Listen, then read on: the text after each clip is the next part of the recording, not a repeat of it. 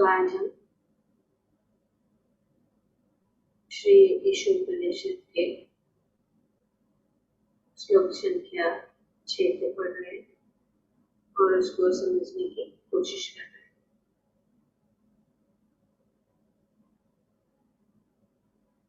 भगवान के विषय में कुछ श्लोकों द्वारा हम जान चुके हैं कि किस प्रकार से भगवान अपने धाम में स्थित रहते हुए भी भगवान मन से अधिक वेगवान है और समस्त दौड़ने वाले को पीछे रख सकते हैं। शक्तिशाली देवता उन तक नहीं पहुंच पाते। एक स्थान पर रहते हुए भी वे वायु तथा वर्षा की पूर्ति करने वाले देवताओं को वश में रखते हैं। वे श्रेष्ठता में सबसे आगे है। वे चलते हैं और नहीं भी चलते हैं। वे दूर, बहुत दूर है, लेकिन अत्यंत निकट भी है। वे सब के भीतर है, फिर भी वे सबके बाहर भी है। इस प्रकार से हमें इस ईशोपनिषद द्वारा हम किस प्रकार से भगवान को सर्वत्र देख सकते हैं, क्योंकि वे सभी चीजों में है, वे सर्वत्र है। वे बाहर भी है, अंदर भी है। वे एक जगह में स्थित है, फिर भी सब जगह में है। तो भगवान की सर्वव्यापकता का वर्णन यहाँ पे किया जा चुका है। और जो व्यक्ति जो प्रत्येक वस्तु को परमेश्वर के संदर्भ में देखता है,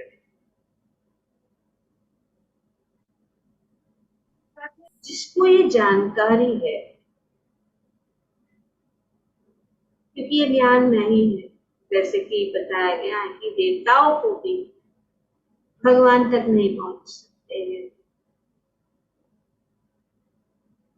पर यहाँ पे बताया गया है भगवान को देखना कैसे। देखना मतलब अनुपश्यन्ति। अनुपश्यन्ति शब्द यहाँ पे सार्थक है। अनुपश्यन्ति मतलब नियमित ढंग से देखना। तो ये नियमित ढंग से कैसे देखा जाए?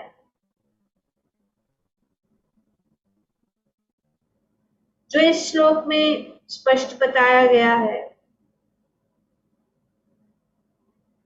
कि मनुष्य को चाहिए कि वह ठीक तरह से देखे।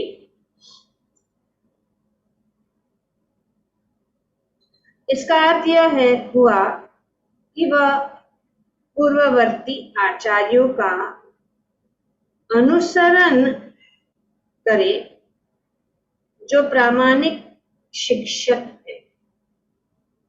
प्रामाणिक शिक्षक के द्वारा हम अनुपश्यन्ति, अनु का अर्थ है अनुसरण करना, और पश्यन्ति का अर्थ है देखना। तो कैसे देखना चाहिए? आचार्य और शास्त्र, गुरु, साधु और शास्त्र। तो ये यहाँ पे बताया जा रहा है। कि अनुपश्यन्ति शब्द का अर्थ यह हुआ कि वह वस्तुओं को उसी रूप में देखे जिस तरह वह अपनी खुली आंखों से देखता है, न देखे, सॉरी, जैसे हम अपनी खुली आंख से देखते हैं वैसे नहीं देखना है। प्रयुक्त पूर्ववर्ती आचार्यों का अनुसरण करें। तो कैसे देखना है? उनके अनुसरण करके, क्योंकि भौतिक दोषों के कारण आंखें किसी भी वस्तु को ठीक से नहीं देख पाती। हम ठीक से नहीं, तो अगर हम ठीक से देख पाते तो आईने की क्या जरूरत थी, चश्मे की क्या जरूरत थी? आईना, चश्मा, क्यों? अगर हम देख सकते थे अपने आप को, हम अपने आप को समझ सकते थे, तो हमारे नेत्र ठीक से नहीं देख पाते। कुछ माध्यम, जैसे कि अगर ठीक से दिखता नहीं है तो चश्मा पहनना पड़ेगा। तो ये चक्षु, दिव्य चक्षु, दिव्य चीज को हम इस भौतिक जगत की चीजों को भी नहीं देख सकते ठीक से। हमारे नेत्र कुछ दूरी तक देख सकते, अगर अपना विजन भी परफेक्ट है तो भी कितनी दूर तक देख सकते? नहीं देख सकते ज्यादा। तो आध्यात्म को समझना, भगवान को समझना, जो पहले बताया गया है कि जो मन के वेग से भी अधिक तेजी से दौड़ते हैं, जो सर्वत्र है, उनको देख पाना कठिन है, उनको समझ पाना कठिन है। देखना मतलब समझना। लोग कहते हैं भगवान को दिखाओ, आपने देखा है भगवान को? तो फिर पर क्या हमारे पास नेत्र है देखने के लिए? जब हम इस भौतिक जगत की चीजों को ही नहीं देख पाते तो फिर कैसे हम देखें? पर हम आध्यात्मिक चीज जो है, आध्यात्मिक पथ को अगर हम देखना चाहते हैं, भगवान को देखना चाहते हैं, तो हम जो है शास्त्रों के अनुसार। तो भौतिक दोषों के कारण आंखें किसी भी वस्तु को ठीक से नहीं देख पाती, क्योंकि भौतिक दोष। कोई भी ये ऐसा नहीं कह सकता कि नहीं हमारी आंखें बहुत परफेक्ट। हम सभी जितने भी तारे हैं, जितने भी ग्रह है, यहाँ बैठे बैठे देख सकते हैं। कौन सा ग्रह कौन सा है बता सकते हैं। उसके लिए कुछ माध्यम देखने। कोई भी ठीक से यह नहीं देख सकता जब तक उसने किसी श्रेष्ठ श्रोत्र से सुना न रखा हो। और सर्वोच्च श्रोत्र क्या है? वैदिक ज्ञान है। तो वेद शास्त्र वे हमें चक्षु प्रदान करते हैं, वे चक्षु प्रदान करते हैं, हमें वो दृष्टि प्रदान करते हैं जिससे हम जो चीज हमारे नेत्र से परे हैं उसको देखना, उनको समझना। तो अगर भगवान को देखना है तो जितने नेत्र नहीं देख सकते, नेत्र जो है कभी धोखा भी खा सकते, लेकिन उससे भी अधिक जो है क्या है? हमारे सुनने की या कान बहुत पावरफुल रहते हैं। और हम जो है इस आध्यात्मिक ज्ञान को अपने कानों के द्वारा जो है सुनकर अपने हृदय में वो प्रकाश जागरूक कर सकते हैं, जिससे हमें हमारे नेत्र या हमारी बुद्धि या हमारा जो अंतःकरण से हम उनको समझ सकते हैं। ऐसे पढ़ने से या कोई जो प्रामाणिक नहीं है उनको सुनने से हमें वेद के द्वारा, क्योंकि वेद जो है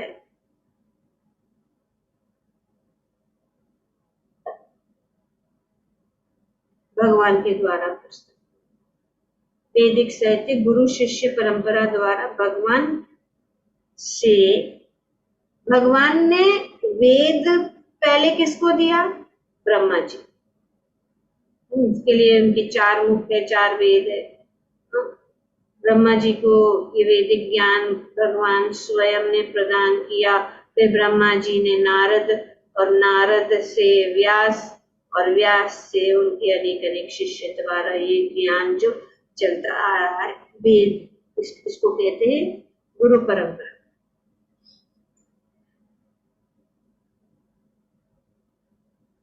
तो सब चीजों को देखने के लिए यहाँ पे बताया गया है कि जो प्रत्येक वस्तु को परमेश्वर के संदर्भ में देखता है,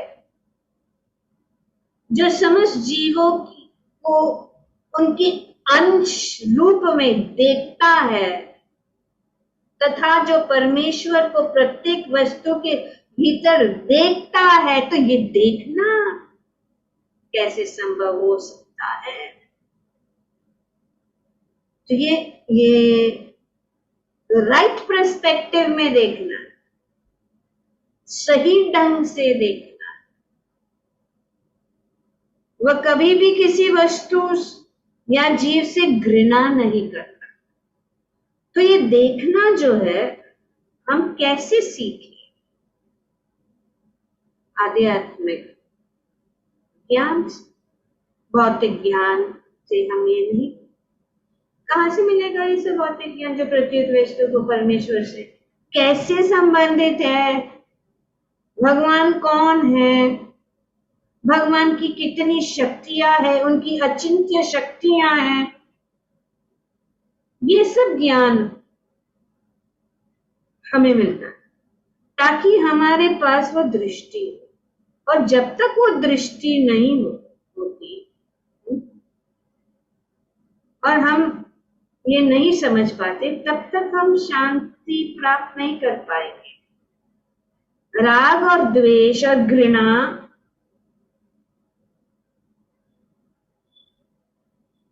करते रहेंगे, क्योंकि हम नहीं देख रहे कि एक्चुअली ये सब चीजें जो संबंधित है भगवान के साथ, सब कुछ भगवान का है। तो नारद से व्यास से ये गुरु परंपरा चली।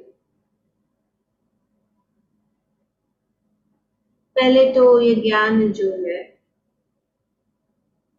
अभी लिखित नहीं था, सुनने से ही, एक बार सुनने, क्योंकि पहले प्राचीन काल में लोगों की बुद्धि जो बहुत तेज, हम सोचते हैं अभी तो हम बहुत बुद्धिमान हो गए, हम कितना सब कर रहे हैं, हाँ चंद्रमा पे भी जा रहे हैं, और हम देखते हैं कि यंत्र, ये शरीर में सब कुछ पर्याप्त है। चंद्रमा तक जाने के लिए यंत्र की जरूरत नहीं है, अगर हम जानते हैं, हमारी बुद्धि इतनी विकसित है और हम क्रिया को जानते हैं, तो योगी जन जा सकते। शास्त्र में बताया गया। अभी तो यंत्र के ऊपर डिपेंडेंट है, पर हम सोचते कि हम बहुत ही सक्सेस किया, और ये भी पता नहीं कि कहाँ गए। इस शास्त्र के अनुसार अगर देखा जाए तो शास्त्र के चक्षु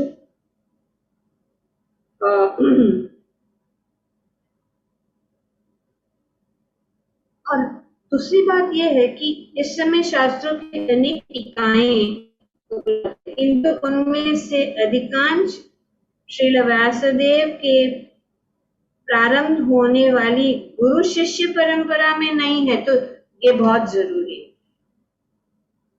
गुरु शिष्य परंपरा के अनुसार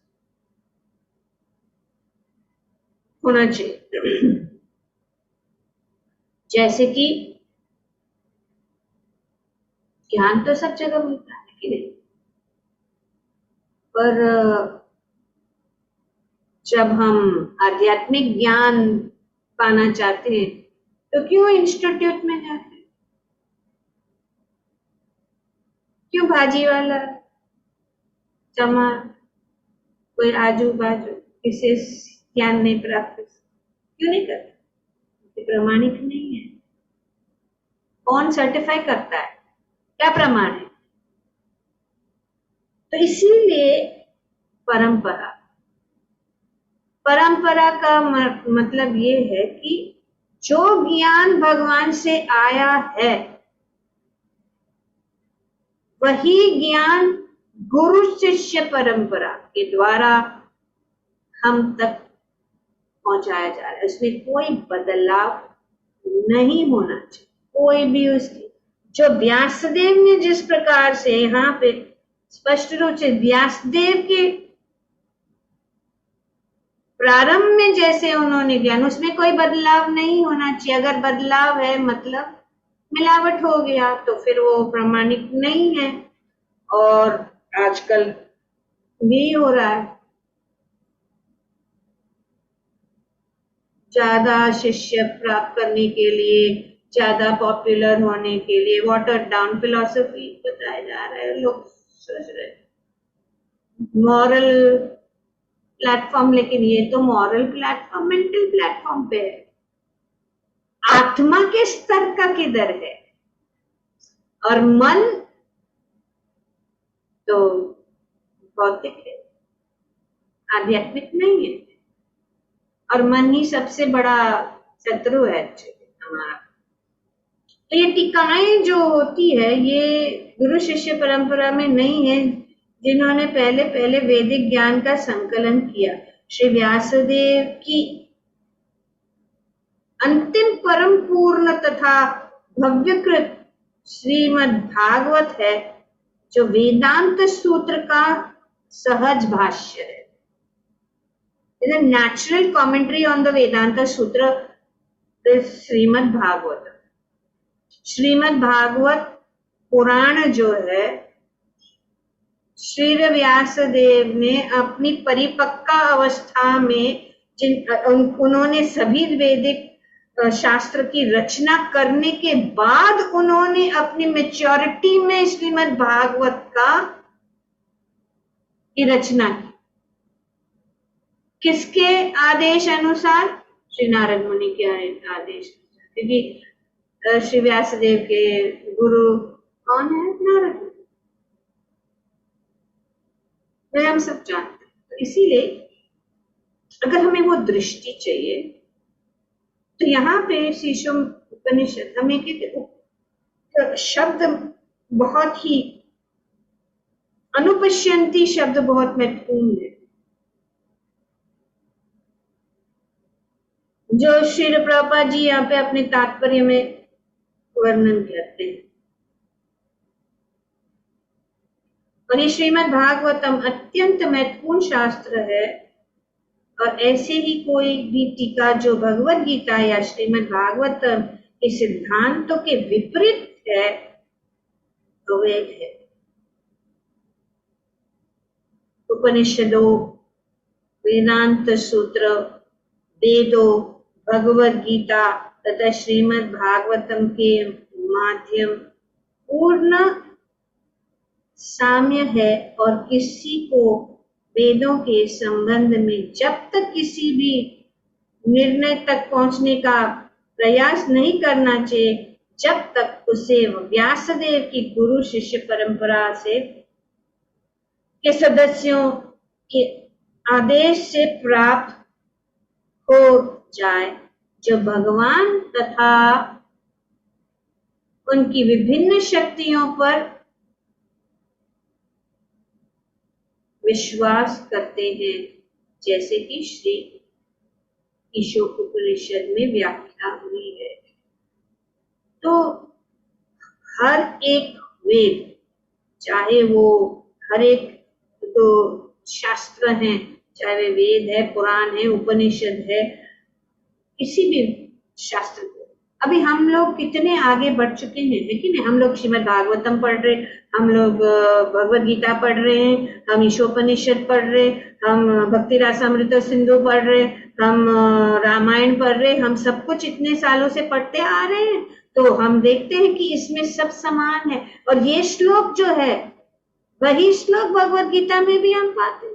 ब्रह्मभूत प्रसन्नात्मा न शोचति न कांक्षति सम सर्वेषु भूतेषु। यहाँ पे भी बताया गया कि समानता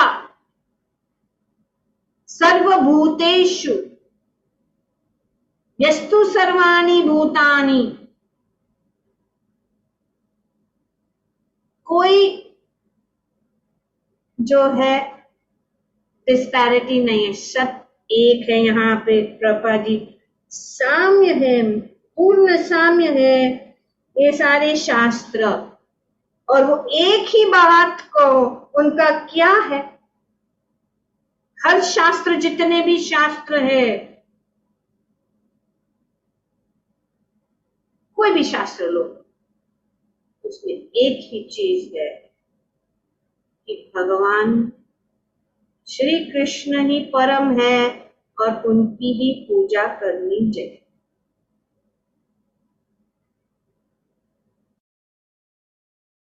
प्रिंसिपल, कृष्ण ही परम है, विष्णु ही परम है,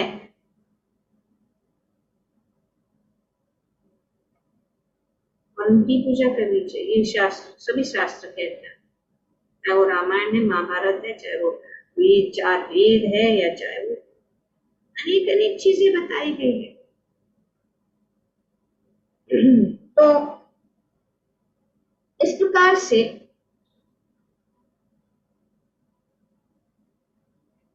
एक है, और इस कलयुग में हमारे पास समय नहीं है सब पढ़ के जान लेना।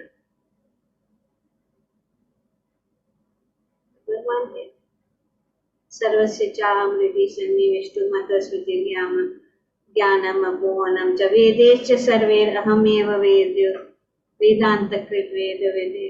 भगवान बताते हैं भगवद गीता में, यहाँ पे भी बताया जाएगा, आगे भी बताया जाएगा, और हम जान सकते हैं, ताकि हम जो है भगवान को उस दृष्टि से देख सकते हैं, भगवान को जान सकते हैं।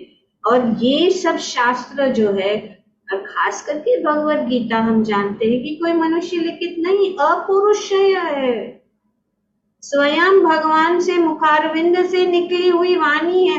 लेकिन अनेक अनेक टीकाकार जो है भगवान को निकाल देते हैं, अपना छापा मार देते हैं भगवत गीता पर। तो ये तो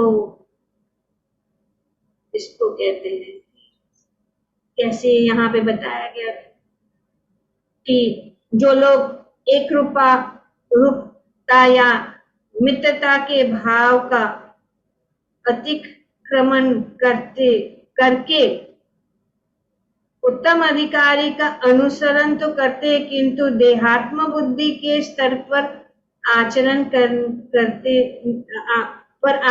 करते हैं, वे वास्तव में झूठे परोपकारी है। तो बहुत सारे झूठे परोपकारी है, परोपकार के नाम से, समाज को मार्ग देने के नाम से।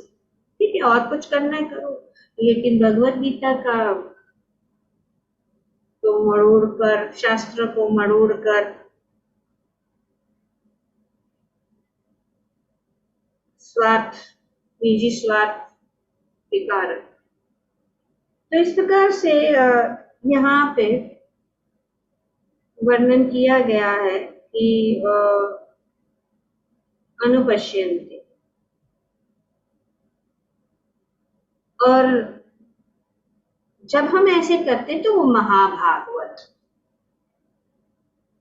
जब हम जान लेते हैं तो महाभागवत के स्टेज पे हम आ सकते। तो यहाँ पे 3 स्टेज बताए गए। जब आध्यात्मिक जीवन में, जब आध्यात्मिक स्तर पर हम आ जाते हैं तो 3 स्तर है।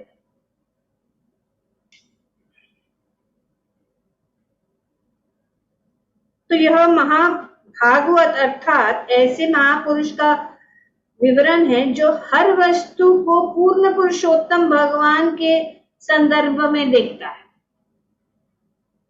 जब उन्होंने इस प्रकार से अध्ययन किया है, अनुपश्यन्ति ठीक ढंग से किया है, तो वो क्या, वो महाभागवत बन जाए कि वो सब। तो यही ऑटोमेटिकली ये 2 सेकंड लगता है कि सब कुछ जो चीजें हैं भगवान के साथ संबंधित है।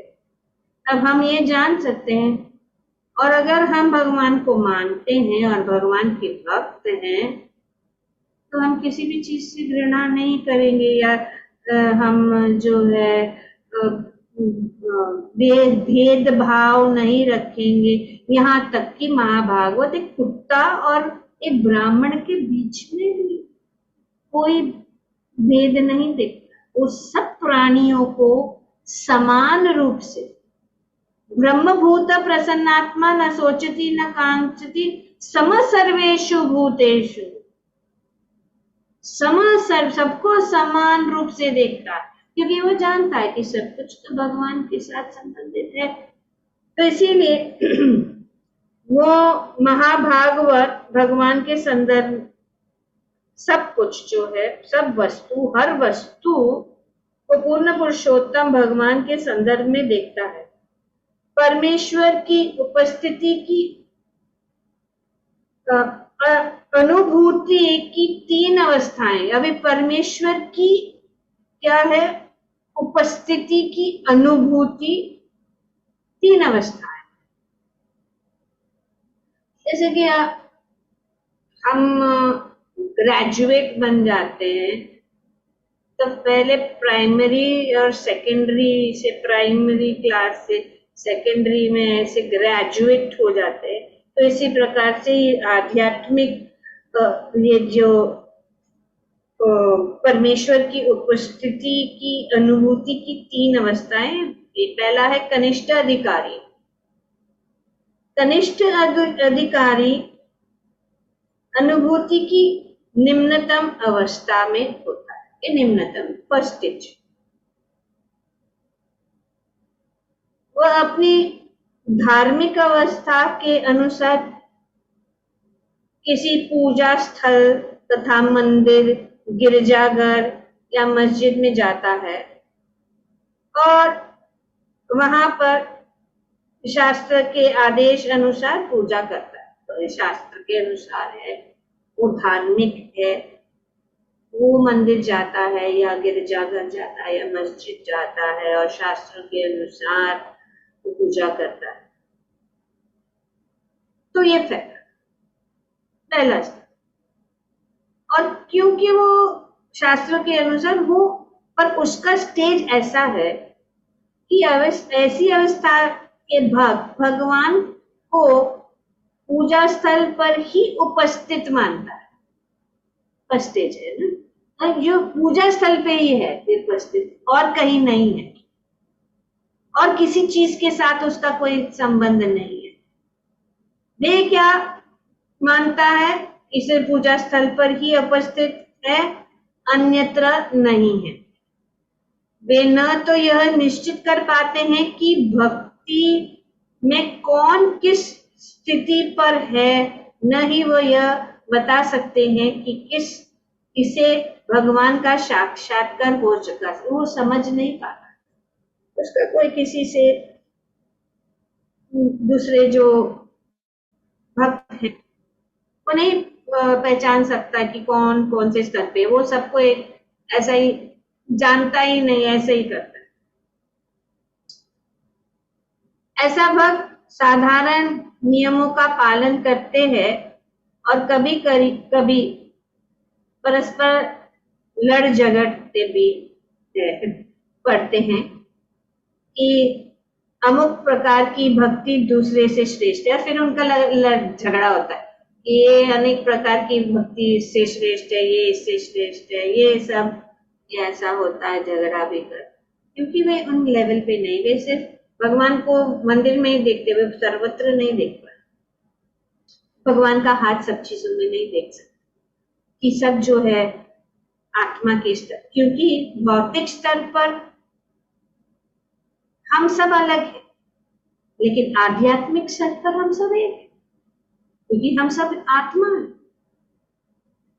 भौतिक स्तर पर अलग अलग अनेक अनेक लोगों का स्वभाव रहता है, लेकिन हम सब जीवात्मा है, हम आत्मा है और भगवान के अंश है। ममैवांशो जीवलोके जीवभूत सनातन। तो ऐसे बहुत साधारण नियमों का पालन करते हैं और थोड़ा उनके तर्क वितर्क होता है।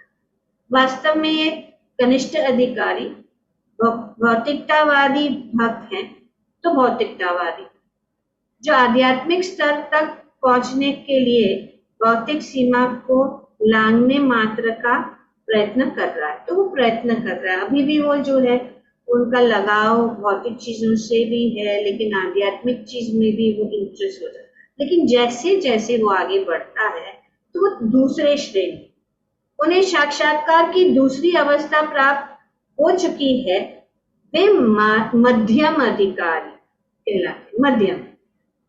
अभी ये भक्त कैसे, ये भक्त 4 श्रेणियों के व्यक्तियों के बीच अंतर को मानने वाले हैं। अभी वे देखते हैं, वे सिर्फ भगवान को ही नहीं मानते हैं, भगवान मंदिर में उपस्थित है, पर वे सब देखते हैं कि भगवान का संबंध, लोगों का संबंध, अनेक व्यक्तियों का संबंध किस प्रकार से भगवान के साथ है, वो भी वो पहचान।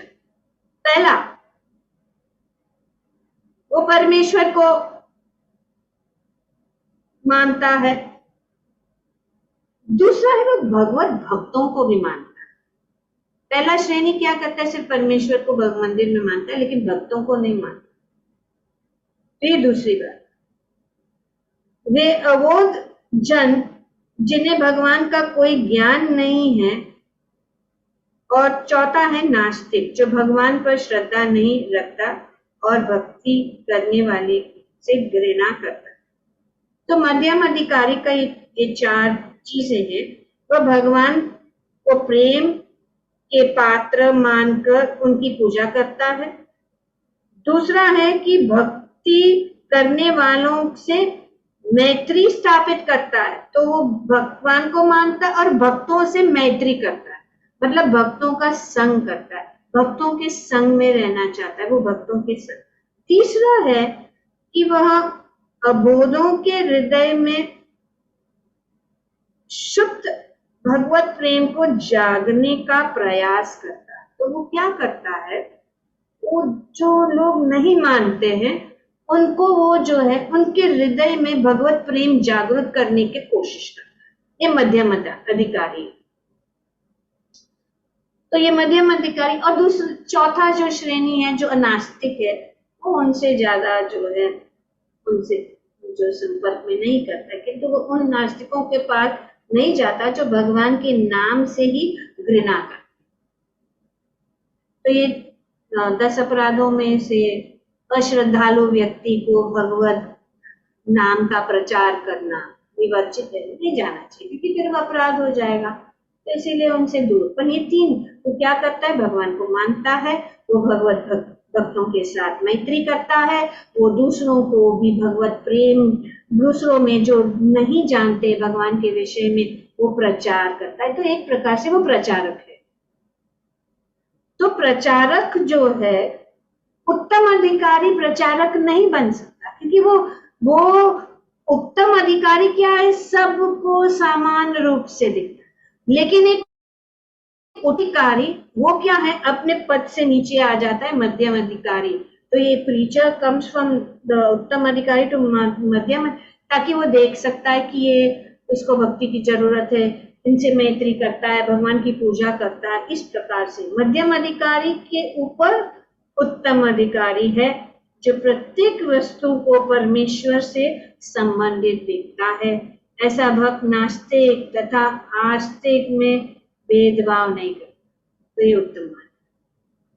वो नास्तिक को भी भगवान के अंश के रूप में मानता है, इस भगवान के साथ संबंधित है, नास्तिक है, इस जीवन में वो नास्तिक है, तो वो नास्तिक है, ठीक है, वो भक्त है, ठीक है। तो इस प्रकार से ऐसा भक्त नास्तिक तथा आस्तिक में भेदभाव नहीं करता, अपितु हर एक को ईश्वर के अंश के रूप में देखता है।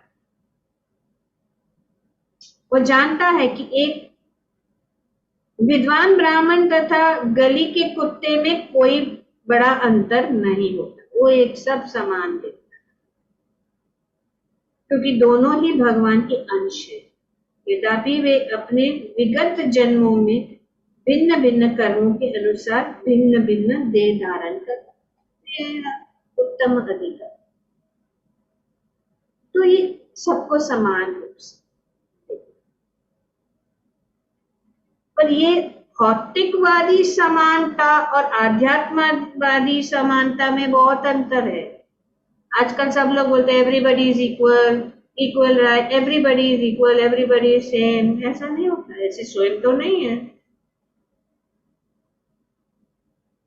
ऐसा नहीं कह सकते। हाँ, जब सब क्लास में टीचर है तो क्लास के अंदर बहुत सारे स्टूडेंट है, सब सेम है। सेम किसके सर पे है कि भाई स्कूल में है, लेकिन क्लास में उनके अनेक अनेक जो है, उनके बुद्धि या उनके उनके प्रयास के अनुसार कोई बड़ा अच्छा मार्क्स लाता है, या कोई कम मार्क्स लाता है, या कोई जल्दी समझ सकता है, या कोई जल्दी नहीं समझ सकता, तो सब समान नहीं है। तो इसीलिए, पर एक चीज जरूर है कि सब लोग पढ़ रहे हैं। तो समानता किसमें है कि सब भगवान के अंश है, लेकिन भौतिक जगत में अनेक अनेक कार्य कर रहे हैं, अपने अपने कर्मों के अनुसार अनेक अनेक शरीर प्राप्त किए। पर जब हम आध्यात्मिक स्तर पर आ जाते हैं तो सब कोई अंतर नहीं, समा सर्वेशु भूतेषु, जो यहाँ पे बताया।